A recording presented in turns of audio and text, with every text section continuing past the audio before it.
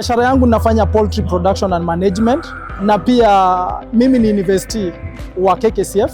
KKCF mimi imenisaidia sana kwa sababu nime move from level ile ilikuwa ya chini na nimesonga juu. Now kwa hiyo poultry value chain nimeongeza other things to cut the cost. Ninakata cost on ninatumia azola production na pia nafanya BSF black soldier fly production. Mimi hii exhibition ya leo kama mfanyabiashara ninashukuru KKCF kwa kuleta hii na other partners wameleta hii biashara leo. Kitu ya kwanza yenye mimi nimepata linkages.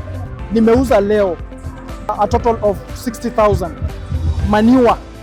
Nilitoka hapa nikasema niko na manure ambayo iko na mfadhili mmoja akachukua manure, ameenda truck size currently iko inachukua hiyo manure. Alafu hapo kwa poultry hapo hivyo nimeuza kitu kama around 7,000.